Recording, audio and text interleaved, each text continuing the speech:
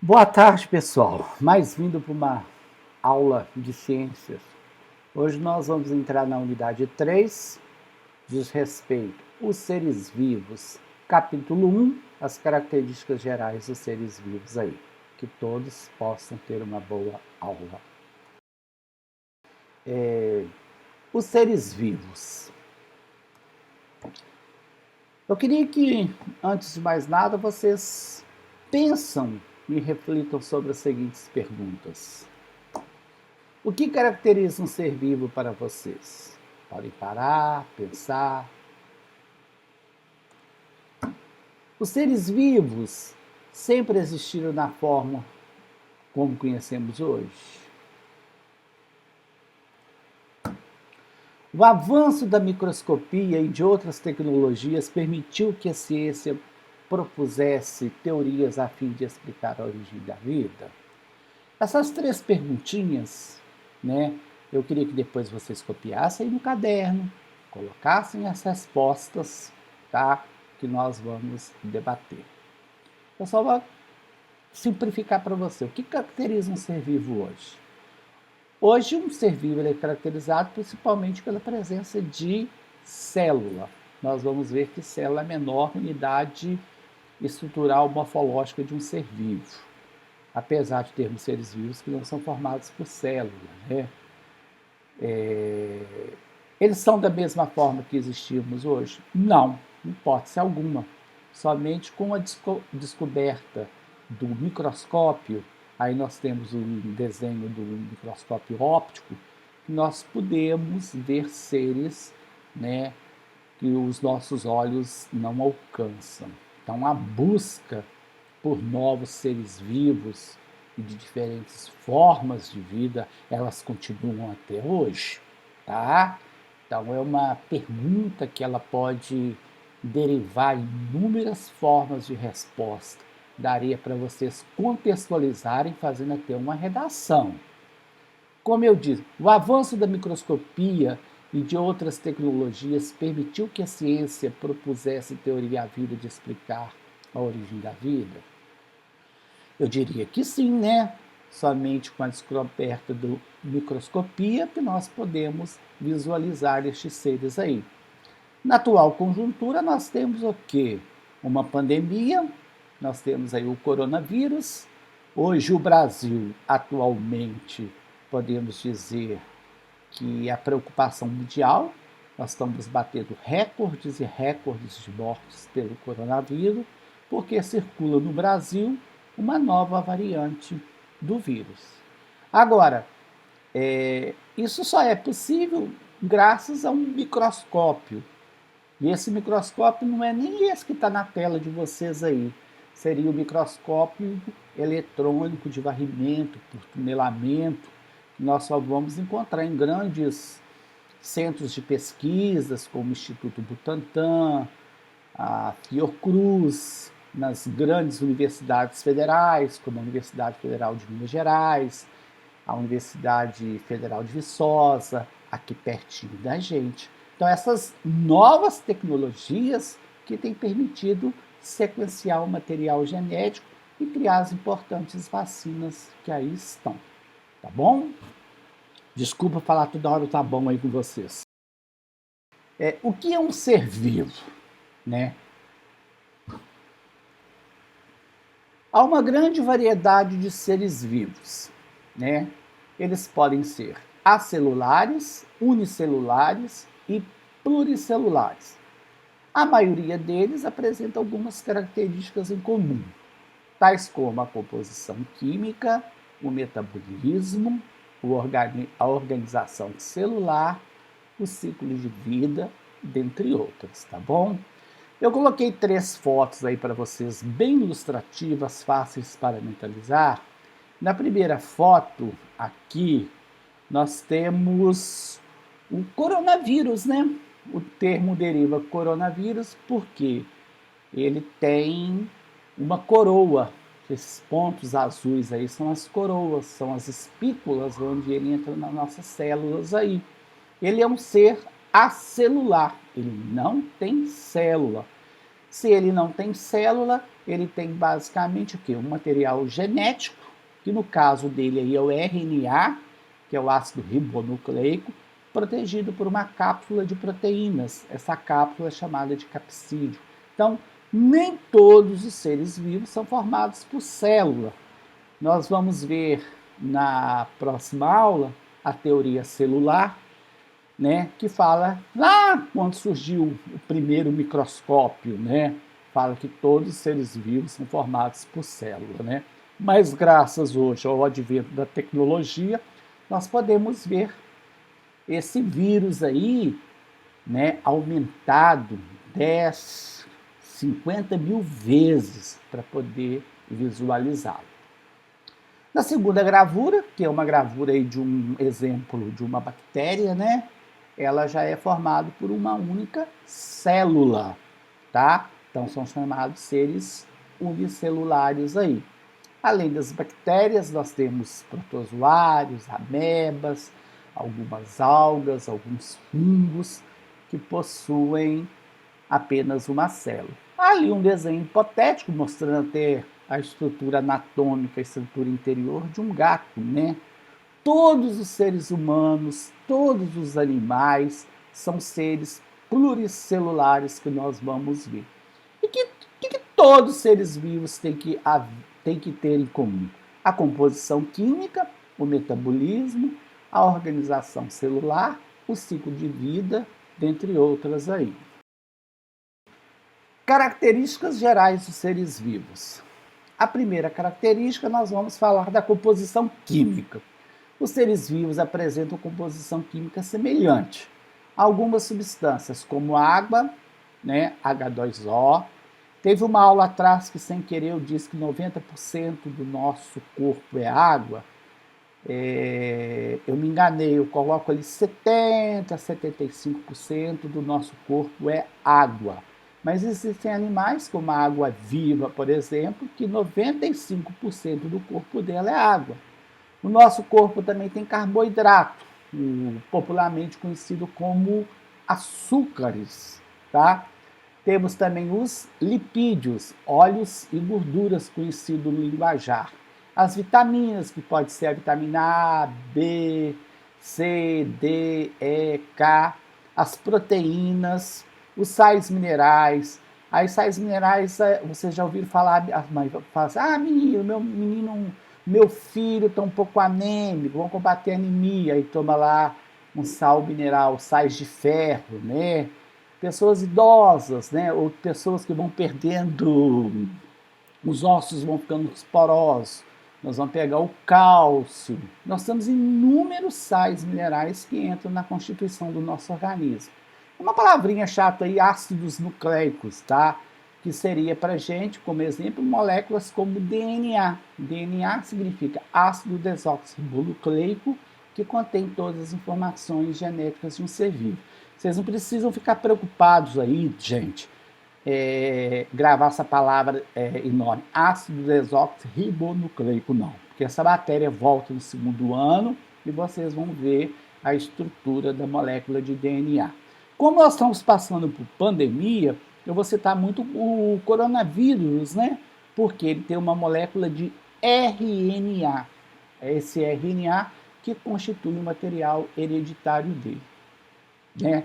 O que é mais interessante? Nenhum ser vivo, ele não pode deixar de ter o quê?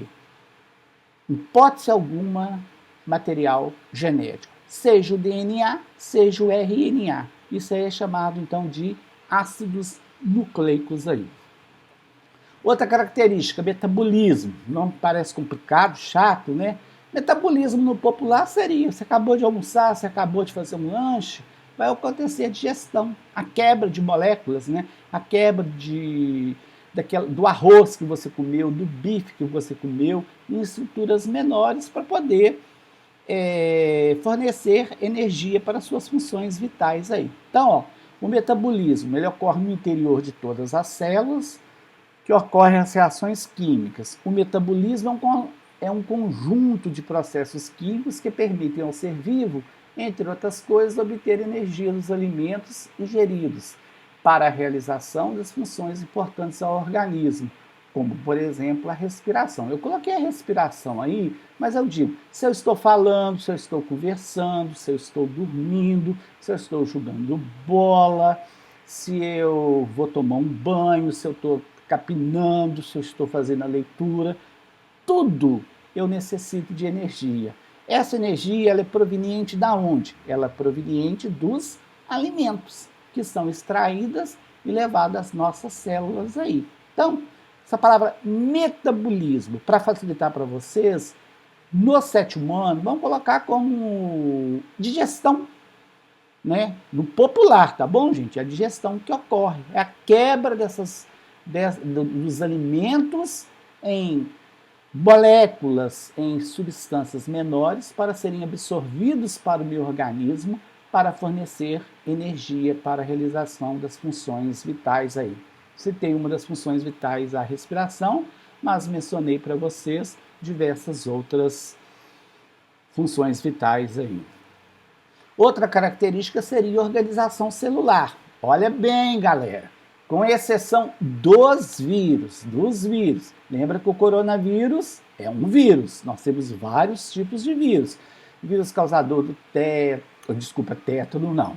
Causador da gripe, que foi o H1N1, causador de sarampo, da coqueluche, da raiva, entre outros, né? Todo ser vivo é formado por pequenas estruturas vivas denominadas célula. A célula é a unidade fundamental dos seres vivos. Seres vivos formados por apenas uma célula são chamados de unicelulares. Como exemplo aí eu coloquei para vocês a bactéria. Vocês viram lá no desenho anterior, né, no slide anterior, um exemplo de uma bactéria. Nós temos também protozoários, nós temos algumas algas unicelulares, como as algas azuis, as eugrenófitas, as pirrófitas. Isso aí tudo nós vamos ver ao longo deste ano, tá legal? Seres vivos formados por duas ou mais células são chamados de pluricelulares. Pluri vem de duas ou mais células. No caso, eu coloquei para vocês nós, né, o ser humano, o homem, a mulher. Mas nós temos, né, os animais ao nosso redor, tudo aquilo que nós podemos visualizar geralmente ao olho nu. Os seres vivos pluricelulares podem apresentar o seguinte nível de organização. Então, eu, Ronaldo, né? Vocês, alunos do sétimo ano aí, vocês são seres pluricelulares, formados por duas ou mais células. Nós, no nosso caso, o corpo de vocês é formado por trilhões de células aí, tá? Na próxima aula, eu vou estar falando da teoria celular, dos tipos celulares, as partes que formam cada célula e as suas funções. Mas então imagine você, um aluno do sétimo ano, você tem uma célula, essas células elas vão se organizar, vão formar os tecidos. Os tecidos, por sua vez, vão se unir e formar os órgãos. Os órgãos vão se unirem e formarem os sistemas. Os sistemas vão se unir e formar o organismo. O organismo, no caso, o meu corpo. O próximo slide vai mostrar melhor no desenho que eu citei, ó. Níveis de organização dos seres pluricelulares. Eu coloquei aqui, ó, a célula. Ali é uma célula muscular.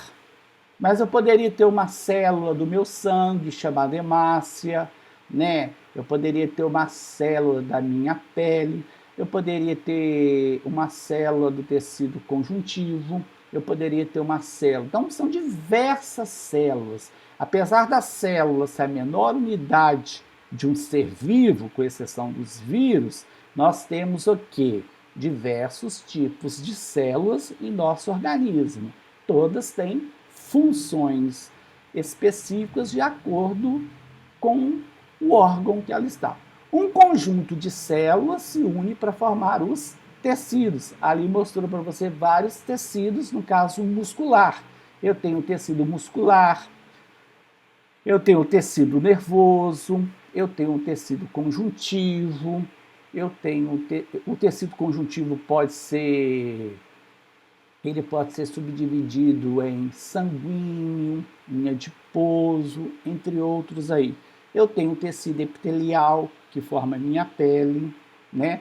Um conjunto de vários tecidos vão formar um órgão. Aqui no caso eu citei para vocês, coloquei ele para vocês no desenho, o estômago, mas eu poderia citar um outro órgão, os pulmões. No caso aí a gente está vendo a Covid, né? O coronavírus ataca muito os pulmões, né?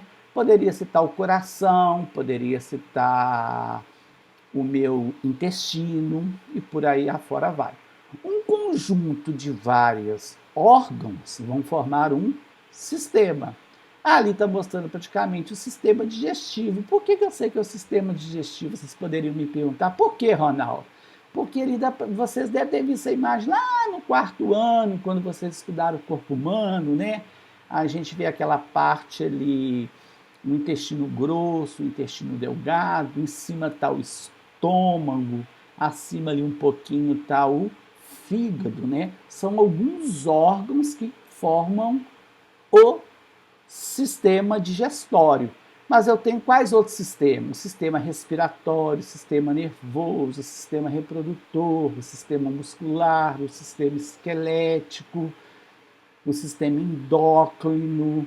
Então, a junção agora de todos os sistemas vão formar o organismo. No caso, o organismo ali foi um menino, uma menina, poderia ser um homem, né? Isso aí não importa. Então é muito importante que vocês gravem esta sequência: célula, tecido, órgão, sistema e organismo. Deu para dar uma frisada? Qualquer coisa, para a aula, bate o print e grava. Isso aí é fundamental, não só a nível de 7º ano, mas a nível de 8º, e depois vai voltar no ensino médio, que nós vamos aumentar com os níveis, entrando com os níveis de ecologia, que vai entrar ali conceito de espécie, população, ecossistema, comunidade, biosfera e por aí afora vai.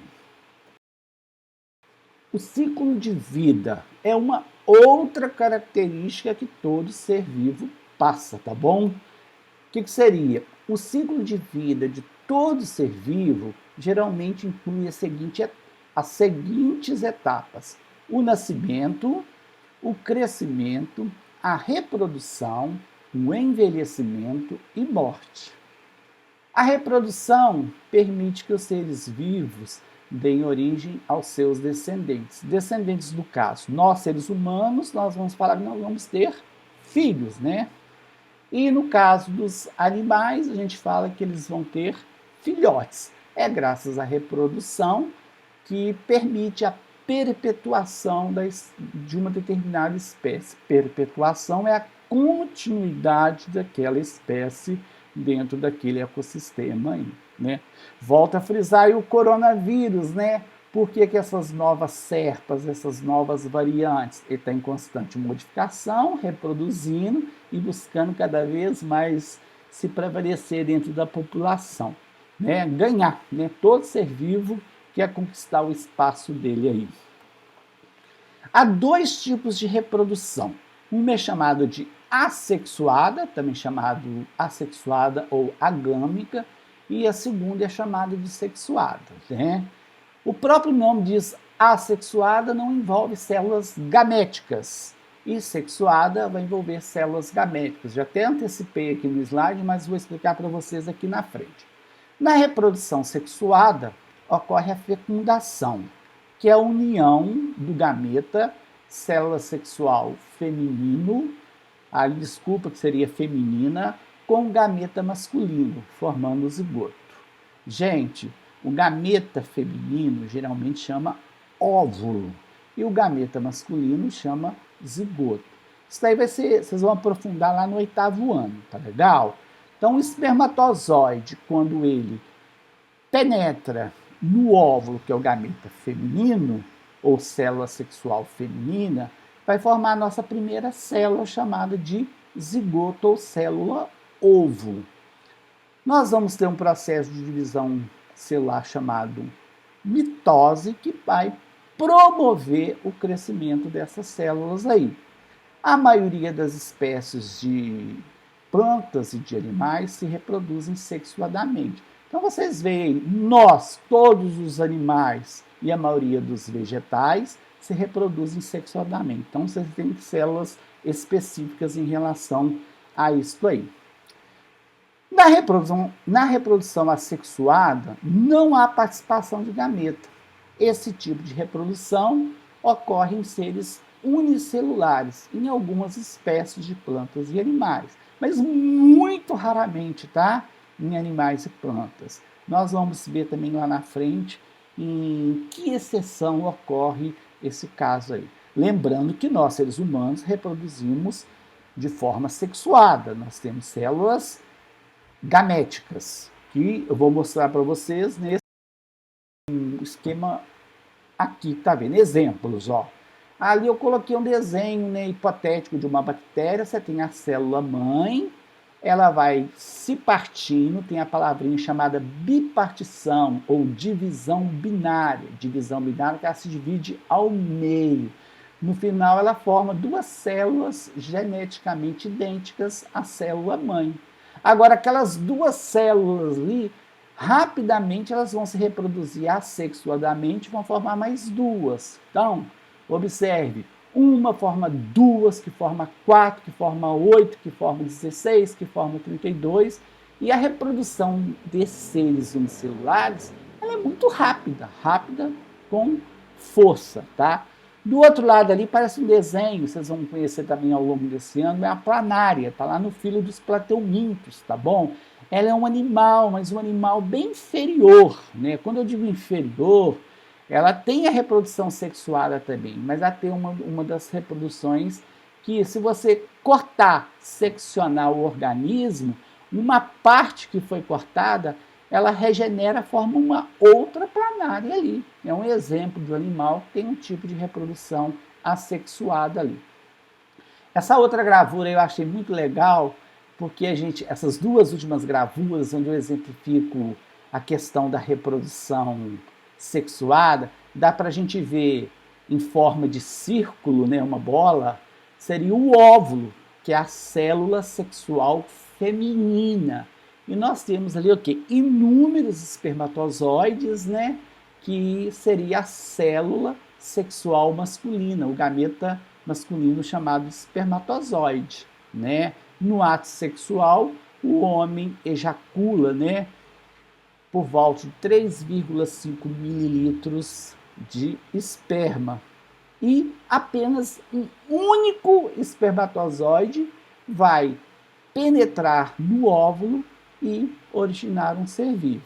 Nós temos algumas exceções que possam penetrar 2 ou 3 espermatozoides, mas é exceções, tá? A questão da reprodução mais detalhada, vocês vão estar vendo do 8º ano, né, no corpo humano, que é o objeto de estudo do 8º ano. Mas ficou muito desculpa, gente, ficou legal essa foto aí, né? Vocês vão gravar bem o conceito de espermatozoide, célula sexual masculina, óvulo, célula sexual feminina. A união dos dois vão formar o quê? A primeira célula do nosso corpo, que é chamada de zigoto ou célula ovo, que vão passar por divisões e dividir, multiplicar até formar um indivíduo aí. Eu queria agradecer vocês, obrigado pela atenção. Vou largar aqui novamente para vocês algumas recomendações. Eu ainda não sei se chegou as apostilas para vocês do Uno, mas caso tenha chegado, vocês vão fazer a leitura das páginas 154 a 157. Se porventura não tiver chegado, galera, eu aconselho sempre, dá uma olhadinha, reveja a aula novamente, tá bom? E se se manter ainda algum tipo de dúvida, vocês podem estar me chamando, né? Nós teremos também as aulas através do Google Meet, que acontecerá sempre às sextas-feiras, às 14 horas, onde nós ali poderemos estar tirando dúvidas olho a olho. Quando eu digo olho a olho, pode-se perguntar onde que tem dúvida, onde que não tem dúvida, e é muito importante esse momento. Então, nós vamos começar com as aulas no Google Meet, tá bom? Volto a frisar para vocês que lá no nosso sistema Ciências, na plataforma, vocês vão realizar para mim, não é que é avaliação, lá coloca assim, avaliação / exercício de fixação. Que alguns alunos me perguntam no grupo do WhatsApp, vale nota, Ronaldo? Vale nota, Ronaldo? É lógico que tudo que vocês façam tem algum valor, com certeza. Então é muito importante que se faça. Mas por que eu fiz a opção de colocar dessa forma? Porque se eu selecionar lá 10 questões, dessas 10 questões, né, questão número 1, eu já vou deixar a opção para vocês da correta. Automaticamente o sistema ele vai girar e vai dar a resposta para vocês ali, né? Do que ter aquele trabalho de ficar passando no Word, converter em PDF, mandar, depois digitalizar respostas. Eu prefiro fazer a correção oral pelo Google Meet aí. Então, que alguns alunos questionam, então é múltipla escolha em que apenas uma das opções é correta. O sistema vai estar trazendo para vocês qual é a opção correta. Vocês podem retomar e estar revendo aí. Outro detalhe, tem alguns alunos que me perguntam, tem que copiar? Aí eu vou para uma observação bem grande. Não há necessidade de copiar no caderno, mas se sintam à vontade de resumir a matéria a fim de estudos. Ou seja, aquele aluno que quiser copiar as perguntas no caderno, colocar a data, marcar a resposta correta, eu não vou me importar de forma alguma. Quando eu voltar para o ensino presencial, eu vou poder estar vendo a letra, a caligrafia, o capricho de cada aluno. Isso aí é muito importante, tá? Eu queria então agradecer a vocês. Espero que tenha guardado algum conteúdo, é bastante conteúdo. Este capítulo eu teria que falar da teoria celular, dos tipos celulares, da célula eucarionte, da célula procarionte, dos componentes da célula, das funções de cada componente da célula. Mas para não sobrecarregar vocês de muita atividade, eu preferi dividir o capítulo em duas partes separadas, tá? Um outro detalhe, gente, eu volto a frisar dentro das minhas recomendações. Eu nem coloquei aí. Aproveita a segunda-feira, que é o dia de postagem. Não deixem de fazer as atividades. É muito importante que essas atividades sejam feitas. É como se vocês estivessem no colégio municipal na segunda-feira. Então, segunda, vocês têm a tarde toda para poder estar resolvendo essas atividades aí. Eu quero agradecer a vocês, um forte abraço, tudo de bom. Dúvidas, podem me chamar. Fiquem com Deus.